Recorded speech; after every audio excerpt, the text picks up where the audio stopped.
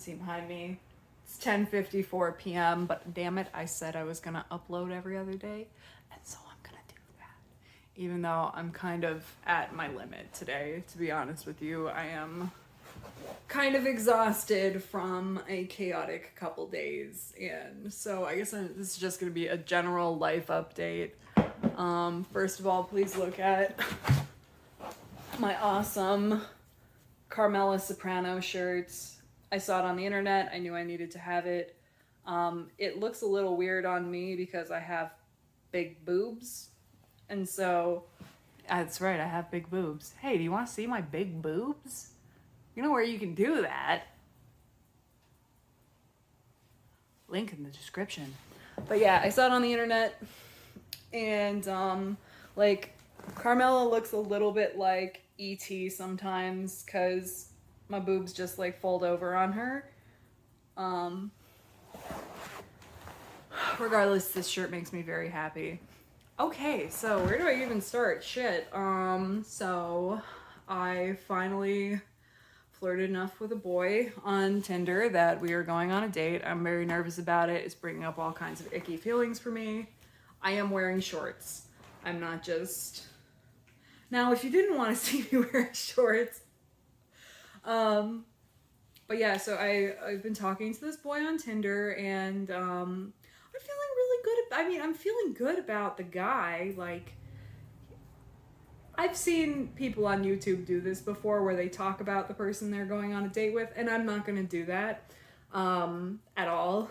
But I will say this, that it isn't just even the pandemic. Like, I haven't been on a date in a really, really long time. Like, I've had one night stands in the past 4 years, but I haven't gone on a date in the past 4 years.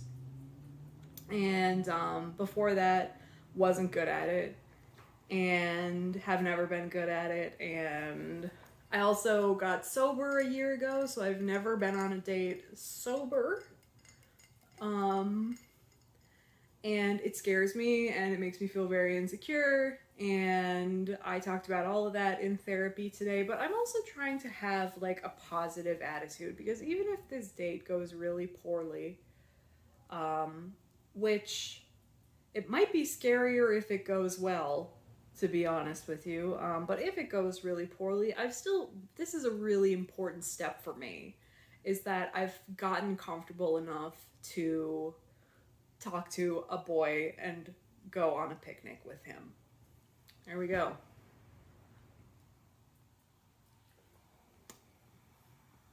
Hoppy Refresher. Lagunitas Hoppy Refresher. I've talked about this drink in other videos. Yes, I'm crazy about them.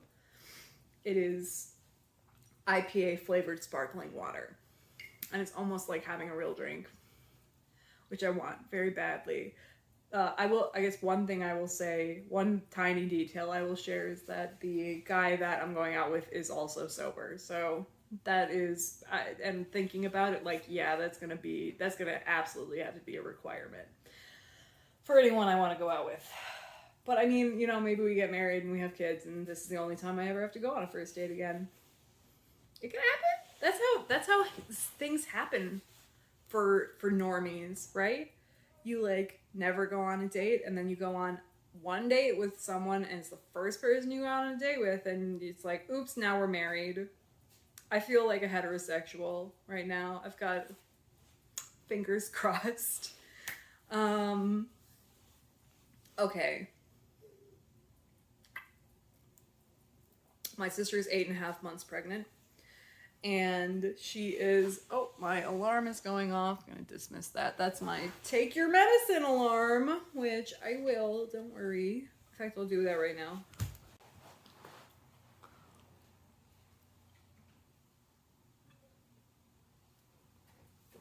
Okay, I was going to move on to my sister real quick, but actually I have another thing to say about the date. Is that I am, ironically... for someone who sells pictures of myself for money, I have like really bad body image issues. And in reflection, even in the past, like before I was at like a more advanced state of my recovery, I have when I really come down to it, thought that that was maybe the core of my problems with dating, is that I have like some kind of body dysmorphia somehow. Like, I feel like I look like a caveman, and that uh, my chin is so big that it looks like a deformity. Do you ever just say things that you never tell to people? And I'm not looking for feedback on that, because I know in my mind that I am at least a normal amount of attractive. I know that I am. So I'm not looking for compliments. I'm just saying that it's hitting that for me. It's like, and it's not like I'm actually worried about it. Like, in my thinking brain, it's like my emotional brain is very rattled by the idea that I have tricked this man into agreeing to meet me, and when I get to the date, he's gonna realize he's been duped by some clever photos, and he's just gonna go like, ugh, and like maybe be polite with me, but like will not go on a second date with me. Because then I guess another small detail I will share about this man is that he is hot as fuck. Okay, I snagged me a really sexy one, and that makes me feel scared too, because like I'm like not, again, for someone who, it's like I'm just like not comfortable with my own sexuality when it comes to actually sleeping with other people. I'm great at masturbating, but like I cannot. I I I don't know when I've had sex sober in my entire life. I'm sure it's happened. I couldn't tell you when. Um, so that's also different for me. And okay, so I guess this is more just me talking about like my being scared. But yeah, I'm scared, but you know, I'm trying to keep a good attitude.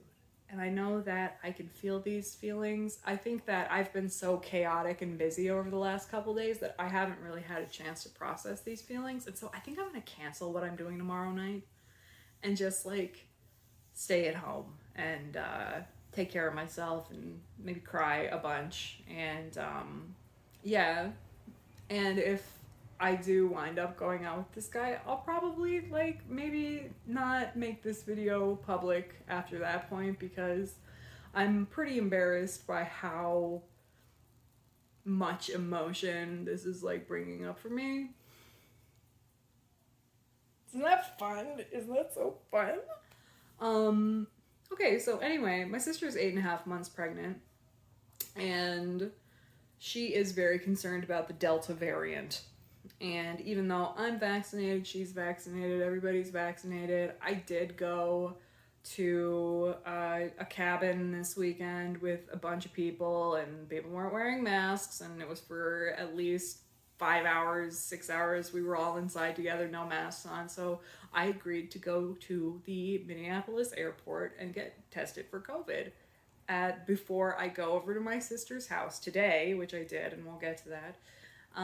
So I went to the airport. I got COVID swabbed. It was a different location than before the vaccine rollout. But it was fine. I just spit in a tube, whatever. I got my results in less than a day. And anyway, so I'm driving back from the airport, and some of you may recall I totaled my car earlier this summer. Someone tried to merge into me. I swerved. I hit the median in the highway, and I was like caught between the two sides of traffic. And I was driving up a highway called Hiawatha, and coming back from the airport, and I saw someone had crashed into that same middle section where I had crashed.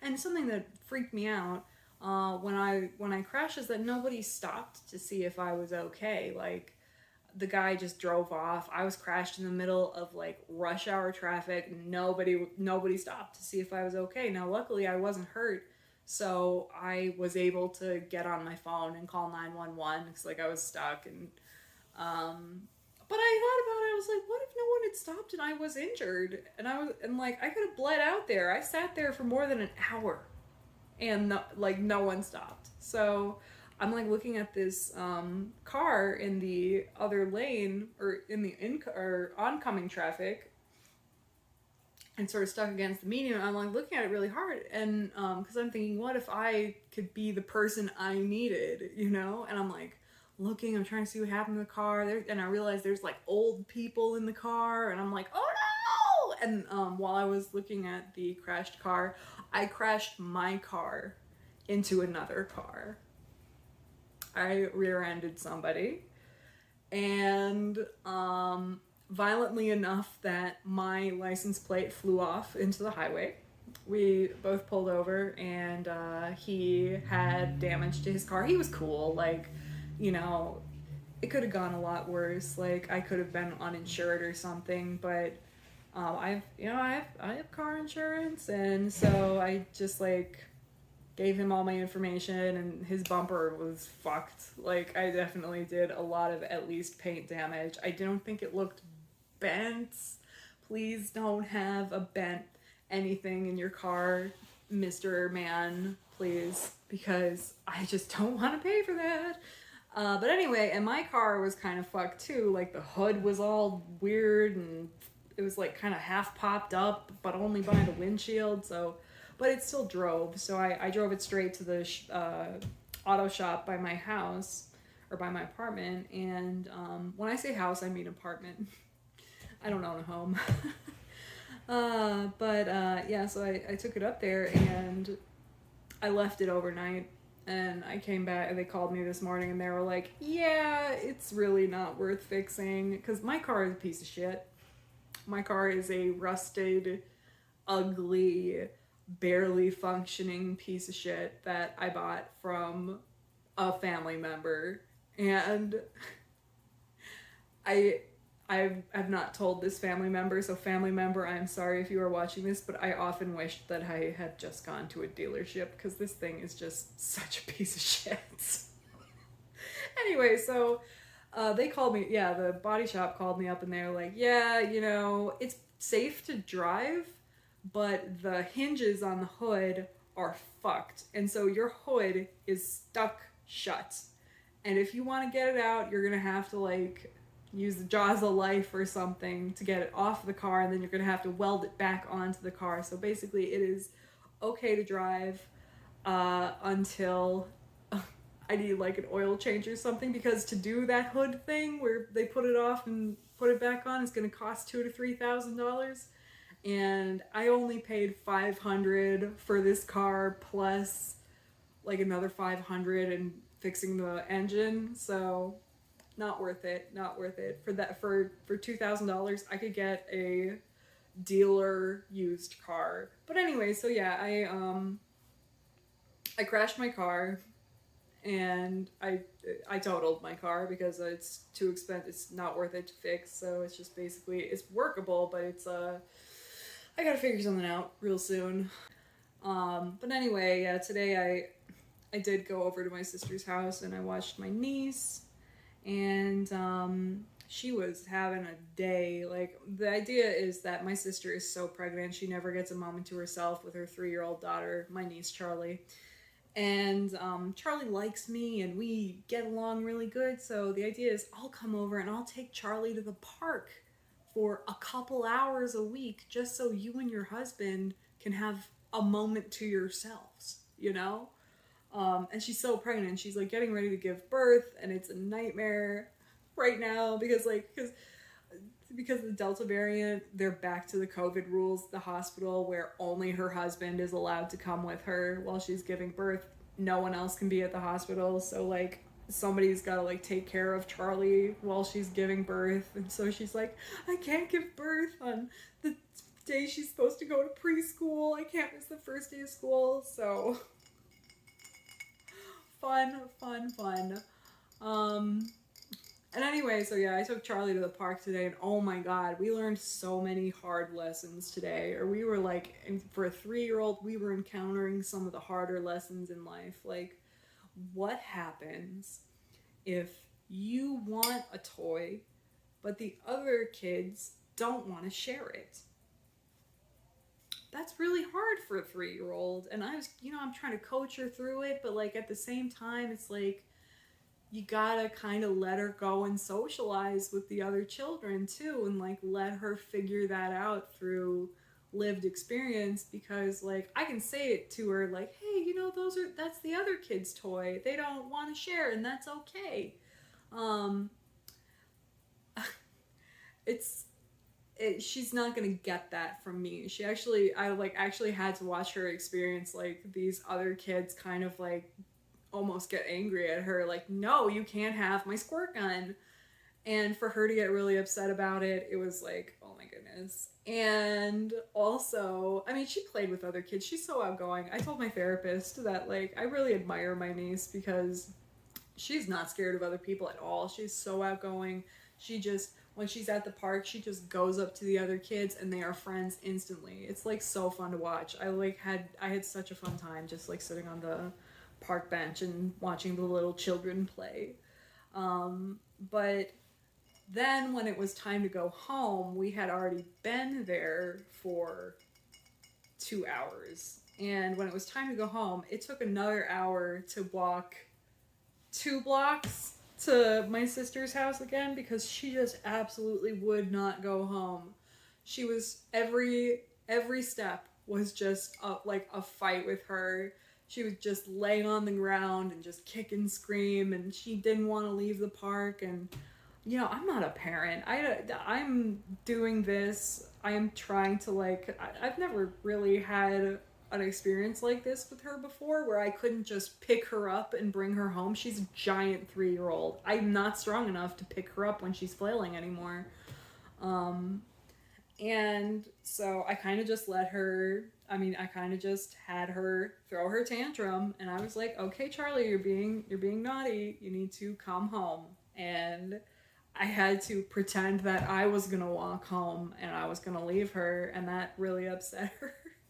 And she actually grabbed me by my new Carmela shirt and pulled on it so hard that I actually fell backwards.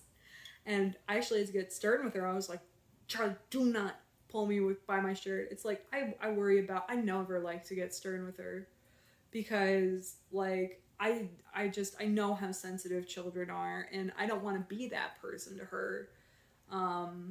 But like now that you know, it's not this thing anymore where it's like I come over for a couple hours and talk to her mom every couple weeks. Now it's like it's me and her, and we're going out into the world, and she has to learn how to let other people set boundaries for her that aren't just her parents. You know, she's a pandemic kid. She has been in quarantine since she was 1.5 years old, and she's 3 now. So she just hasn't had the same experiences that other children that age have had about, you know, going out,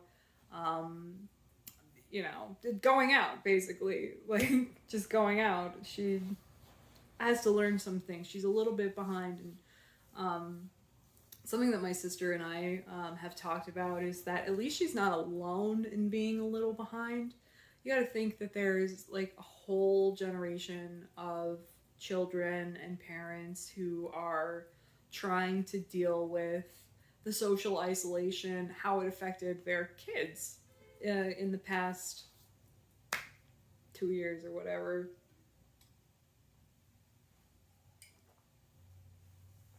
And I guess that is my life update. Thank you so much for watching my video. And okay, don't worry guys, I'm gonna feel my feelings and I'm gonna go on my date, and the next video you see from me will be me talking about my date and how it went. And I hope that I have good things to say, and I'm probably gonna feel pretty upset until it's over. But it will be over. It will be over. And I can at least be proud of myself for doing it. Okay. Good night, everybody.